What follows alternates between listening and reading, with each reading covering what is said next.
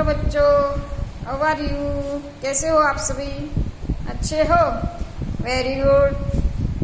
तो चलो हम फिर आज पढ़ाई शुरू करें, आज की क्लास शुरू करें।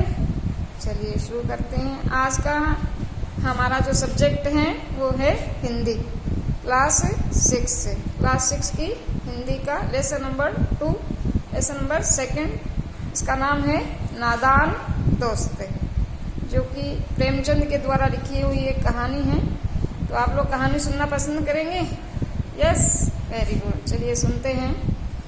कहानी कुछ इस प्रकार से है कि दो बहन भाई हैं। एक का नाम है, लड़के का नाम है केशव, और लड़की का, उसकी जो बहन है उसका नाम है श्यामा। यानी श्यामा और केशव की एक कहानी है जो मैं आपको सुनाने जा रही हूँ। श्यामा और केशव की क्या होती है कि गर्मी की छुट्टियां चल रही थी और वो घर में ही रहकर ही अपनी छुट्टियां बिता रहे थे। उन्होंने देखा कि उनका जो घर है, उनका जो कमरा है, उसकी जो कार्निस है, यानी दरवाजे के ऊपर जो छज्जा बना हुआ होता है उसके ऊपर चिड़िया ने क्या किया है, अंडे दिए हैं।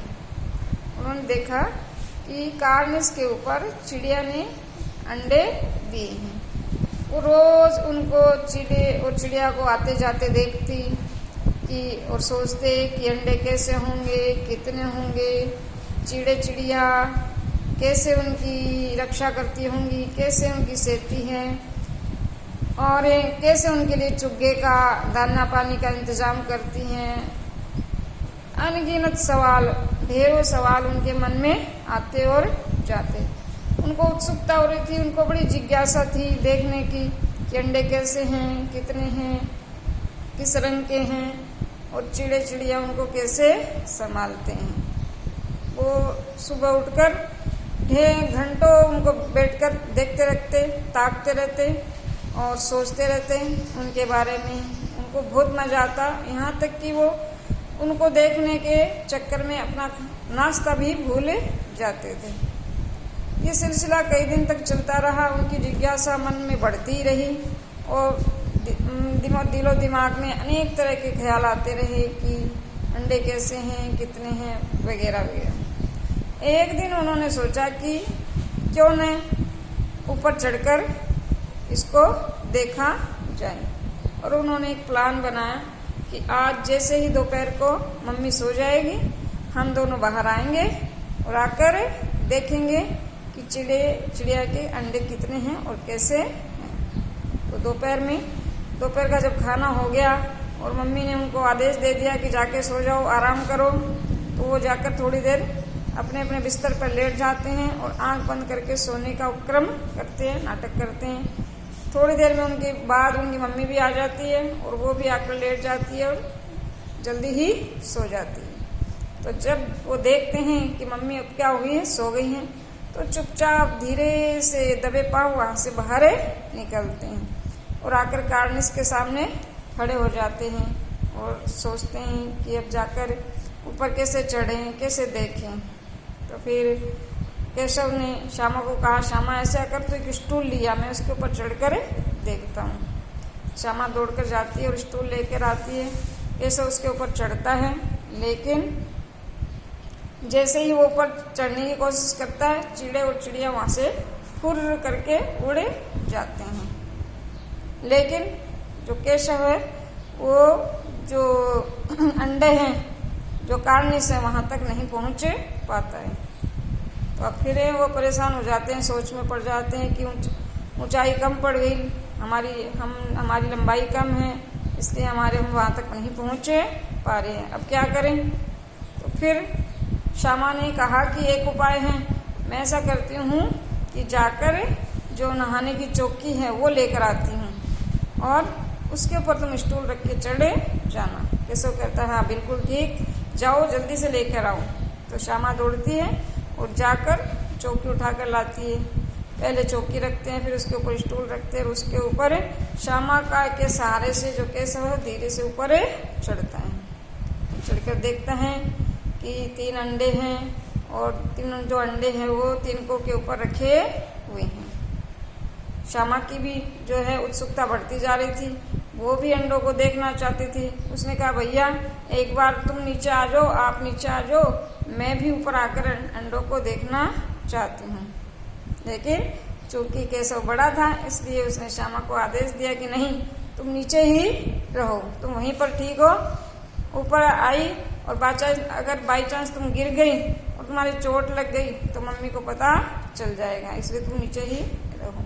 बेचारी श्यामा क्या करती, मान लेती है। फिर दोनों सोचते हैं कि अंडे तिनकों के ऊपर पड़े हैं, छाया भी नहीं है, कोई दाना पानी भी यहाँ पर दिखाई नहीं दे रहा है। तो केशव कहता है श्यामा हमें इनके लिए कुछ तो करना ही चाहिए। श्यामा भी कहती है हाँ हाँ बिल्कुल हमें कुछ करना चाहिए। तो फिर केशव कहता है कि ऐसे कर, कोई पुराना कपड़ा लेके यहाँ हम अंडों को उसके ऊपर रख देते हैं। श्यामा जाती है घर में और एक पुरानी धोती का कोई टुकड़ा ढूंढ कर लाती है और केशव को दे देती है। केशव उसकी एक छोटी सी क्या करता है, गद्दी सी बना लेता है और गद्दी बनाकर अंडों को उसके ऊपर रख देता है। अब दूसरा सवाल खड़ा हो गया उनके सामने कि चिड़िया बेचारी जब ये अंडे में से बच्चे निकलेंगे तो उनके लिए दाना पानी कैसे इकट्ठा करेगी, इतना दाना कहाँ से लाएगी, कैसे उनको चुगाएगी, कैसे इनकी रक्षा करेंगी, अंडे बच्चे कहीं दाने के अभाव में मर तो नहीं जाएंगे। ऐसे बहुत सारे सवाल उनके दिमाग में आ रहे थे और जा रहे थे।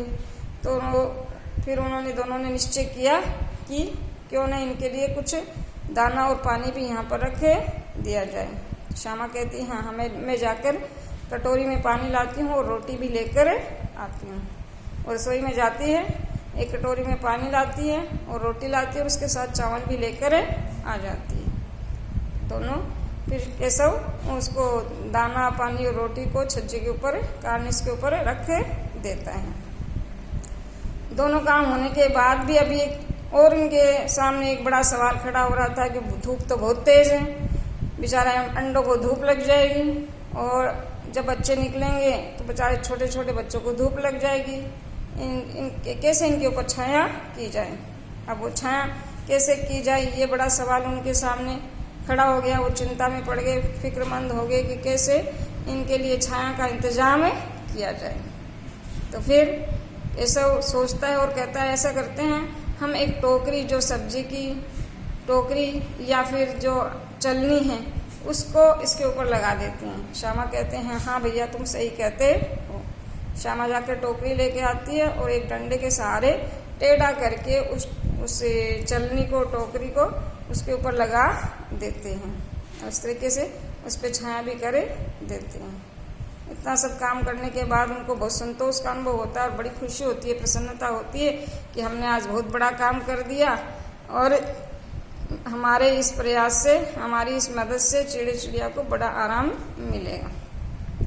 तो फिर श्यामा कहती है भैया आप जल्दी नीचे आ जाओ, मम्मी उठ गई तो बड़ी डांट पड़ेगी। केशव कहता है हाँ बिल्कुल तुम सही कह रही हो, चलो जल्दी हम वापस कमरे में चलते हैं। केशव नीचे उतरता है, स्टूल और चौकी को वापस यथास्थान रखते हैं, धीरे से चुपचाप और धीरे से दबे पांव जाकर वापस अपनी जगह सो जाते हैं। शाम को 4-5 बजे अचानक श्यामा की आंखें खुलती हैं और आंखें खुलते ही उसे अंडों का, बच्चों का ध्यान आ जाता है, कार्निश का ध्यान आ जाता है और सोचती है चलो जाकर देखते हैं कि चिड़िया को कैसा लग रहा है, अच्छा लग रहा है कि नहीं लग रहा है। और वो दौड़कर कार्निश के सामने जाकर खड़ी हो जाती है। लेकिन देखती है कि वहाँ तो चलनी का कोई नामो निशानी नहीं है, चलनी नीचे पड़ी है, चलनी तो है नहीं और बच्चे अंडे भी नहीं दिखाई दे रहे हैं। फिर उसका ध्यान नीचे जाता है तो वो देखती है अंडे तो नीचे पड़े हैं। तो फिर वो वापस दौड़कर अपने भाई केशव के पास जाती है और कहती है भैया भैया देखो अंडे तो नीचे पड़े हैं और बच्चे उसमें से निकल कर उड़े गए हैं। केशव कहता है ऐसे हो सकता है क्या नादान मूर्ख, इतनी जल्दी कोई बच्चे निकलते हैं क्या। वो थोड़ा बड़ा था ना इसलिए थोड़ी उसको समझ ज़्यादा थी। उसने कहा इतनी जल्दी बच्चे नहीं निकलते हैं, सुबह तो दोपहर में अपन ने रखे थे।